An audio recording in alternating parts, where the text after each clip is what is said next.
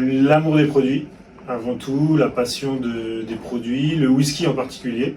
Après une formation chez un distillateur, c'était le coup de foudre et j'ai adoré le procédé au-delà des produits et donc maintenant c'est le tout qui me plaît.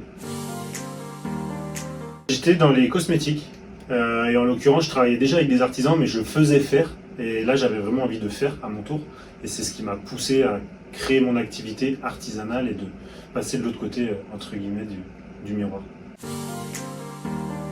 Alors aujourd'hui, j'ai une gamme de spiritueux, gin, vodka et un anisé. Également une gamme de 5 liqueurs. Et on travaille aussi là actuellement sur nos whisky. Donc là, il faudra être patient, c'est dans 3 ans, mais sur des eaux de vie de céréales et à bientôt whisky quand ils auront vu du chêne pendant 3 ans. Ouais, alors c'est vrai que c'est hyper important d'en parler parce que ça amène vraiment une typicité au produit.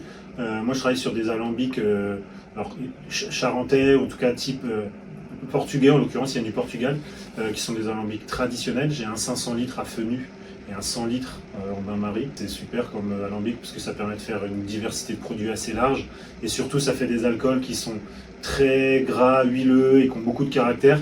Et moi, c'est ce qui me plaît dans le produit fini, donc c'est ce qui fait la patte aussi de la distillerie et des produits qu'on sort. Le whisky, j'espère que ce sera une belle réussite, ou les whiskies qu'on sortira. Aujourd'hui, c'est dur d'en sortir un, mais du coup, je dirais le Cofé peut-être, parce que il est 100% breton, c'est du café sans café. On a de l'orge et de l'épaule qui sont faits à moins de 100 km de la distillerie par les Gouéry, graines de breton. Et donc, c'est assez représentatif de la philosophie de l'entreprise.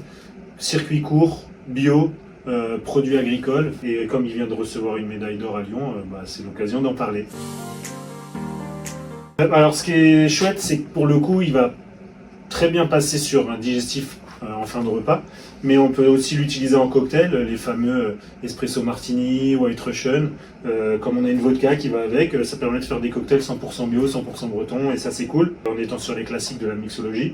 Et après en cuisine, dans le tiramisu, sur une glace vanille, c'est un peu la philosophie aussi sur nos liqueurs, c'est que ça peut être des aides culinaires intéressantes, c'est vraiment des liqueurs gastronomiques, et donc en cuisine, il trouvera bien sa place aussi. Alors c'est la volonté d'ouvrir mes portes, de faire connaître le métier. Actuellement j'ai 4 petits alambics d'1 litre qui permettent d'avoir 4 personnes en même temps qui vont pendant une demi-journée, 2h30, 3h, apprendre déjà ce qu'est la distillation dans le détail, composer leur propre recette de gin. J'ai une vingtaine de botaniques à disposition pour leur permettre de composer vraiment comme un parfum leur recette à eux. Et ensuite ils vont distiller dans leur propre alambic et repartir avec leur bouteille de 70 centilitres. J'y tiens parce que des fois sur certains ateliers c'est des échantillons avec lesquels on repart. Moi je crois que c'est vraiment des produits de partage et de convivialité. Et donc le fait de le proposer en 70, les gens souvent sont fiers quand ils repartent avec leur bouteille. Le but c'est qu'ils puissent le partager et passer un bon moment ensuite derrière avec. La distillerie est suffisamment récente pour que le projet ce soit d'inscrire l'aventure dans le temps. Bien sûr le whisky pour 2028 qui est déjà en cours de distillation et donc sur lequel il va falloir un peu de patience.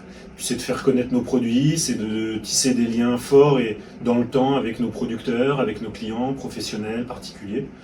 De sillonner les marchés cet été un peu et puis faire savoir qu'on existe tout simplement. Je dirais artisanal, familial et bretonne.